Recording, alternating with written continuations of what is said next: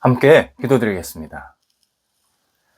하나님, 주님께 저희 영혼을 내려놓고 하루를 시작하게 하심을 감사드립니다. 저희가 붙잡는 것이 주님의 뜻과 영광만이 되게 하옵소서. 조급한 마음을 버리고 해야 할 일에 충실한 한 날이 되게 하옵소서. 주님께서 주시는 결과에 기뻐하며 만족하게 하옵소서. 게으름을 멀리하고 열정으로 살게 하시되 올바른 목표가 있는 생활이 되게 하옵소서. 주저함을 버리고 담대함으로 나가게 하시되 멈춰야 할 때 멈출 줄 아는 용기도 있게 하옵소서. 주님께서 주신 생명을 살리며 존중하는 하루가 되게 하옵소서. 주께서 가르쳐 주신 의로움을 따르며 세워나가는 은혜가 있게 하옵소서. 주님께서 열어놓으신 구원을 누리며 주님의 자녀로 빛을 발하도록 인도하옵소서. 병상에 있는 사랑하는 환우들을 붙잡아 주옵소서. 주님의 은혜와 궁유를 기다리나이다. 오늘도 하늘문을 열어주시어서 거룩한 손길로 붙잡아 주시고 치유받고 재활련하고 여러 가지 가료와 진찰 과정 속에서 하나님의 능력의 손길을 경험하도록 인도하옵소서. 가정에서, 병원에서 안정되게 잘 치료받으실 수 있게 하시고 의료진들이 잘 도울 수 있게 하여 주시옵시며 우리 환우들이 하나님의 은혜 가운데에서 오늘도 영육이 굳건히 세워질 수 있도록 인도하옵소서. 옆에서 기도하시는 가족들을 붙잡아 주옵소서. 식구들에게도 소망과 믿음 주시고 옆에서 열심히 뒷바라지 할 때에 지치지 않게 하시며 모든 생활의 터전도 안정될 수 있도록 역사하여 주시옵소서. 하나님, 저희 성도들의 일터를 붙잡아 주옵소서. 살아계시고 역사하시는 하나님을 경험하게 하시고 모든 성도들의 일터가 하나님을 기뻐하게 하시며 무엇보다도 하나님의 나라에 쓰임받는 거룩한 터전이 되게 하옵소서. 준비된 일들 하나하나 감당할 때에 문이 활짝 열리게 하시고 오직 주님이 주시는 능력으로 앞을 향해 나아가게 하시며 복된 열매도 맺힐 수 있게 하옵소서.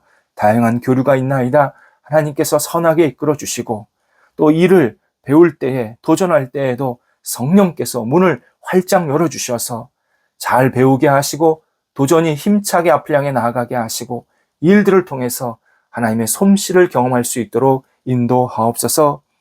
하나님, 우리 사랑하는 자녀들을 붙잡아 주옵소서. 자녀들이 늘 예수님 안에서 아름답게 세워지게 하옵소서.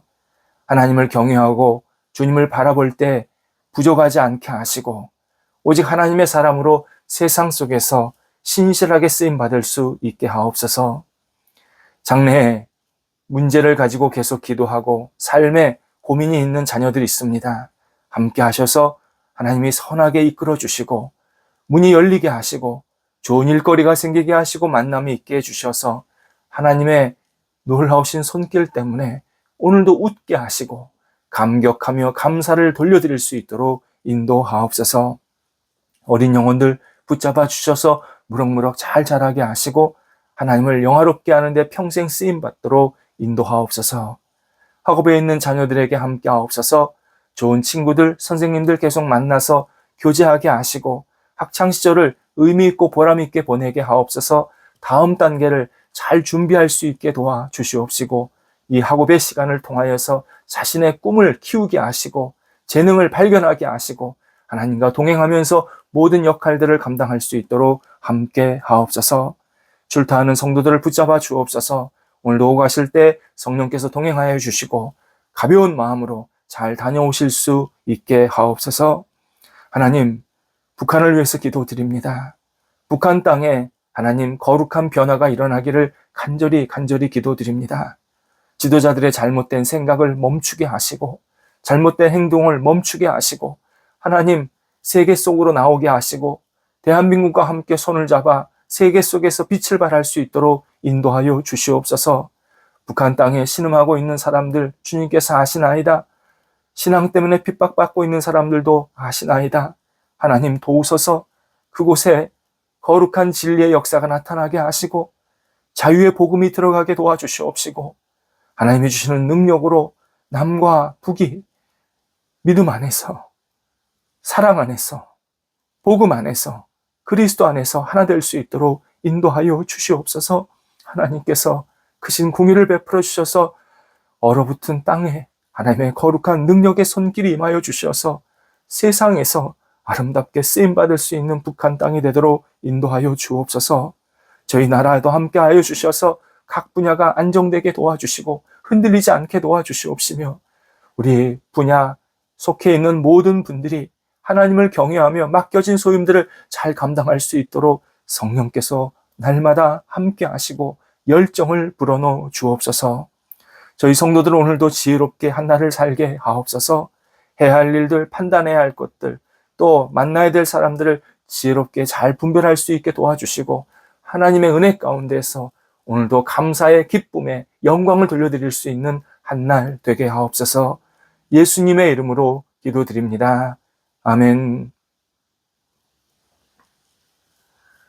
오늘 우리에게 주시는 하나님의 말씀은 신약성경 누가복음 7장 18절에서 23절까지의 말씀입니다.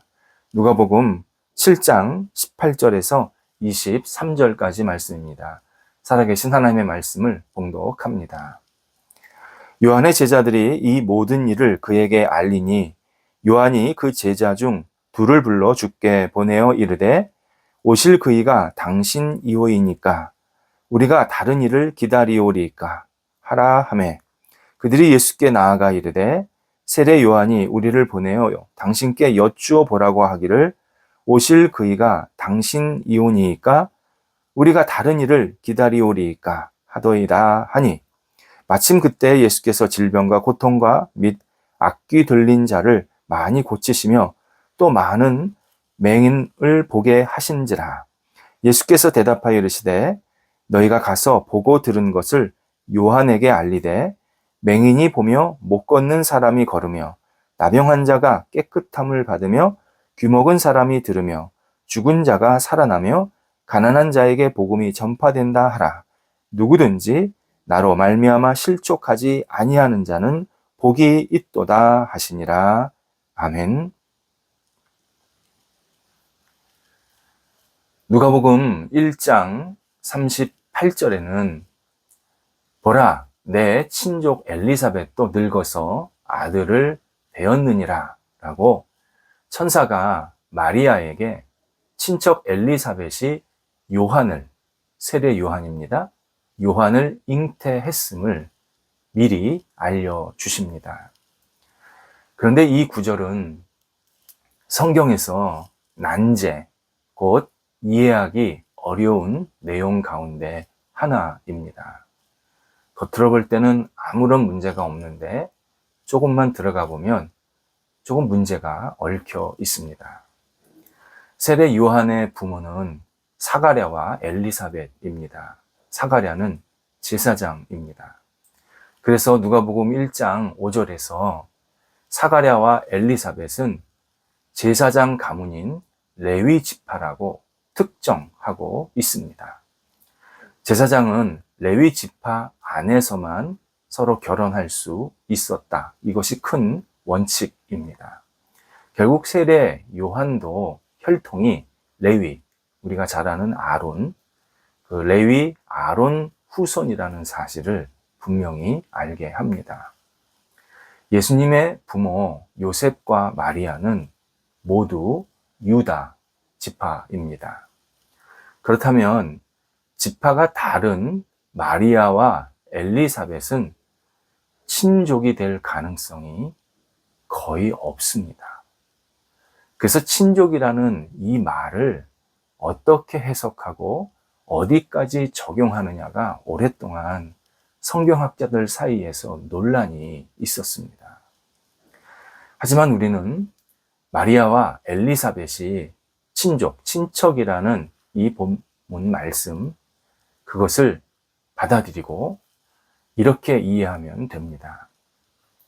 마리아와 엘리사벳의 어머니가, 마리아 어머니, 엘리사벳의 어머니가 서로 자매지간입니다. 자매는 하나님의 뜻 안에서 서로 다른 지파 남성들과 결혼했습니다. 그래서 마리아와 엘리사벳이 지파가 달라진 겁니다. 원래는 어머니는 같은 지파였는데 남편을 이제 결혼을 달리해서 남편 지파로 따라가는 거죠. 그렇다면 우리 족보 개념으로 예수님과 요셉은 2종 6총지간, 제가 이제 계산해 보니까 2종 6천지간 정도 됩니다. 세례 요한은 예수님보다 6개월 먼저 태어난 먼 친척 형이었습니다. 그래서 이 2종 6천이라는 것은 친척이라기보다는 친구 관계로 보는 것이 더 정확한 이해입니다. 세례 요한은 레위 지파 제사장으로 예루살렘이 주된 자기의 사역 무대였습니다. 그리고 제사장이다 보니까 당시 예루살렘의 지도자들, 바리새인들, 서기관들, 또 다른 제사장들, 이런 고위 지도자들과 친분을 많이 쌓게 됩니다. 그래서 대화도 그런 사람들과 많이 하게 됩니다. 반면 예수님은 나사렛에서 자라서 북쪽 갈릴리가 주된 사역지셨습니다. 갈릴리는 지도자가 거의 없습니다. 일반 서민들이 많이 살던 지역입니다. 그러니까 예수님은 서민들을 많이 가깝게 지내고 그리고 그들을 대하고 계셨습니다. 그러다 보니까 세례 요한은 주로 상류층 사람들, 예수님은 주로 밑에 있는 사람들과 서로 어울리면서 생활을 하게 된 겁니다. 세례 요한은 하나님의 말씀과 뜻을 분명히 받았기에 예수님이 세상의 구원자라는 사실을 분명히 믿고 또 알고 있었습니다. 그래서 세례 요한은 예수님의 길을 미리 준비하고 예수님은 구약 성경에서 예언하신 구원자다. 수많은 사람들에게 예수님이 구원자 되심을 전했습니다. 요한복음 1장 29절에서는 보라 세상의 죄를 지고 가는 하나님의 어린 양이다 해서 인간의 죄를 용서하시는 그 속죄하시는 분, 대속자라는 사실을 전했습니다. 또 1장 요한복음입니다. 1장 34절에서는 하나님의 아들이다. 예수 그리스도가 하나님의 아들이다. 분명히 사람들에게 선포했습니다. 3장 30절에서는 그는 흥해야 되고 예수님은 흥해야 되고 나는 망해야 된다. 예수님을 정말 진심으로 높인 인물입니다. 베드로를 비롯한 다른 제자들은 예수님이 누구이신지 제대로 모르는 갓난아이 신앙일 때 세례 요한은 이미 예수님의 정체성을 알았고 고백했고 사람들에게 그분이 구원자라는 진실을 온전히 전했던 그러한 인물입니다. 그런데 세례 요한이 자신이 가지고 있었던 확신과 신뢰에 금이 가기 시작합니다. 그것이 오늘 본문입니다. 본문 19절에서 예수님을 두고 당신이 정말 오실 그이, 곧 메시아, 구원자입니까? 아니면 우리가 다른 사람을 기다려야 합니까? 이렇게 제자들을 통해서 예수님께 묻게 됩니다. 왜 세례 요한은 이 질문을 했을까? 우리는 세례 요한의 처지를 조금 깊게 생각할 필요가 있습니다. 그는 수많은 군중 앞에서 예수님을 증언하는 설교를 계속 했습니다. 예수님은 당시 완전히 무명 인사였습니다. 이름 없는 인물이었습니다. 배경도 그렇고 가문도 그렇고. 그러나 예수님을 위해서 세례 요한은 자기 자신을 철저히 부인했습니다. 세례 요한은 제사장입니다. 예수님과는 당시 지위로서는 한참 위에 있는 사람입니다. 그런데 세례 요한이 자기 자신을 예수님을 위해서 부인했습니다. 이 사역을 위해서 결혼도 안 했습니다. 메뚜기와 석청, 야생꿀입니다. 메뚜기와 야생꿀만 먹고 살았습니다. 광야에서 기고하면서 금식하고 기도하고, 기도하고 금식했습니다. 바리새인들과 지도자들, 동료 아닙니까?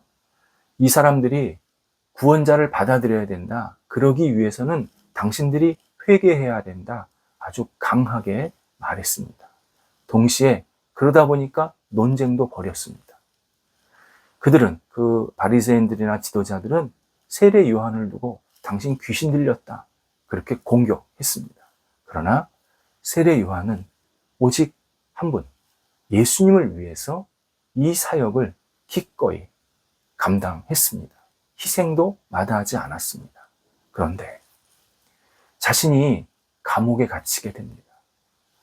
이건 정말 뜻밖의 일입니다.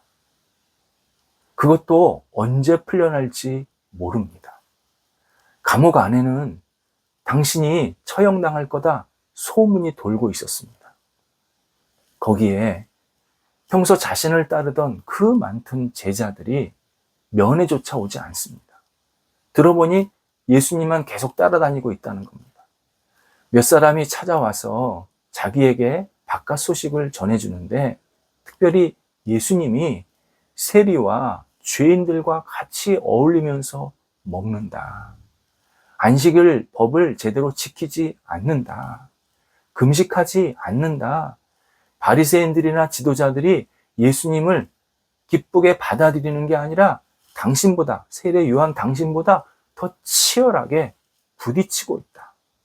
이런 소식을 전해주게 됩니다. 세례 요한은 당연히 이런 생각이 들었습니다. 나는 생애를 바쳐서 이렇게 예수님을 예비했고 그분을 높였다. 그러나 그분은 감옥에 있는 나에게 관심도 없는 것 같다. 나를 꺼내줄 줄 알았는데 내가 곧 죽을 것이라는 소문만 계속 돌고 있다. 거기에 그분의 생활은 내가 전혀 생각하고 기대하지 못한 모습이다. 세례 요한은 회의감이 들었던 겁니다. 이것이 바로 전형적인 실족의 모습입니다. 그렇다면 예수님의 답은 무엇일까? 오늘 본문에서 확인해야 합니다. 예수님은 이사야서 29장, 오늘 본문에 나와 있는 그 인용 구절이 이사야서 29장, 35장, 61장 이렇게 차례로 연결해서 인용하고 계십니다. 내용은 모두 성경이 예언한 일들이 지금 예수님을 통해서 일어나고 있다라는 내용입니다. 그러면서 23절에서 누구든지 나 예수로 말미암아 실족하지 아니하는 자는 복이 있다 말씀하십니다. 예수님의 말씀의 내용은 분명합니다. 너의 감정대로 나를 믿지 말라. 내 형편이 나빠졌다고 나를 불신하지 말라. 내가 생각한 대로 내가 행동하지 않는다고, 너의 기대대로 내가 너한테 해주지 않는다고 실망하지 말라. 나 구원자 예수를 신뢰하고 하나님께서 역사하시는 대로 받아들여라. 분명하게 세례 요한에게 알려주고 계십니다. 세례 요한은 친구와 같은 예수님의 하시는 일을 다 이해하지 못했습니다. 그래서 실망하고 실족했습니다. 이때 예수님은 하나님을 바라보고 하나님의 약속을 묵상하면서 실족에서 벗어나야 한다. 분명히 우리에게 알려주십니다. 우리도 오랜 시간 서로 믿고 또 좋아했던 신앙인 친구 또는 친구와 같은 그러한 관계성이 있는 사람들이 우리 주변에 있습니다. 이때 우리 주변에 있는 친했던 사람들이 내 생각처럼 언행을 하지 않으면 실망하게 되고 실족할 때가 있습니다. 그러나 실족하는 사람이 문제다 말씀하시는 겁니다. 실족을 이겨내야 한다. 그 방법이 바로 그 친구를 보지 말고 친구 뒤에 계신 하나님을 보라는 겁니다. 그 친구가 진심으로, 그 동료가 진심으로 하나님을 믿고 의지하고 있다면 하나님께서 그를 통해서 하시는 일을 봐야 한다는 겁니다. 그리고 우리는 내 마음에 들지 않고 내 기준과 조금 다를지라도 말씀을 묵상하면서 그를 위해 기도하고 우리는 그를 끝까지 잘 지지하고 도와줘야 된다. 그를 기대하는 마음이 있어야 된다. 말씀하고 계십니다. 하나님은 우리가 생각하는 것보다 더 놀랍고 위대하게 일하시는 분입니다. 하나님은 나에게도 놀랍고 위대하게 일하시지만 내 옆에 있는 동료나 친구나 또는 내가 신뢰하는 누군가에게도 똑같이 위대하고 정말 놀라운 일들을 계속 이루어 가십니다. 정말 상대방이 잘못 행동을 하고 있다면 자연스럽게 하나님이 하나씩 그 잘못된 것을 버리게 하신다든지 실체가 드러나게 만드십니다. 만약 하나님께서 상대방을 통해 놀랍고 정말 올바른 길로 계속 이끌고 계시고 역사하시고 계시다면 우리는 내 이해와 관계없이 내 기준과 관계없이 함께 기뻐할 줄 아는 신앙인이 되어야 합니다. 하나님이 그와 함께 하심을 신뢰한다면 실족 당연히 이겨낼 수 있습니다. 하나님이 그와 함께 하시는 것을 내가 신뢰하지 못하면 나는 계속 실족하고 실망하고 그 결과 내 신앙이 무너지고 망가지게 됩니다. 하나님을 신뢰하고 하나님이 함께 하시는구나. 하나님이 저 사람을 사랑하시지. 이런 마음의 확신을 갖고 그를 대하면 우리는 관계성 속에서 실족을 넉넉하게 이겨낼 수 있습니다. 기도하겠습니다. 하나님, 저희가 주변에 믿고 신뢰하는 그리고 좋아하는 관계성 속에서 제 마음에 들지 않을 때가 있다고 쉽게 실족하지 않도록 인도하옵소서. 하나님, 예수님의 말씀처럼 예수님을 신뢰하고 하나님의 역사를 기대하며 하나님께서 모든 것을 이끌어 가심을 믿고 따르게 하여 주셔서 저희들이 사람을 대할 때나 어떤 일을 만날 때 하나님께 모든 것을 내어 맡기며 더 넓은 마음으로 너그러운 마음으로 받아들일 수 있는 여유로운 신앙인들이 될 수 있도록 인도하여 주시옵소서. 예수님의 이름으로 기도드립니다. 아멘.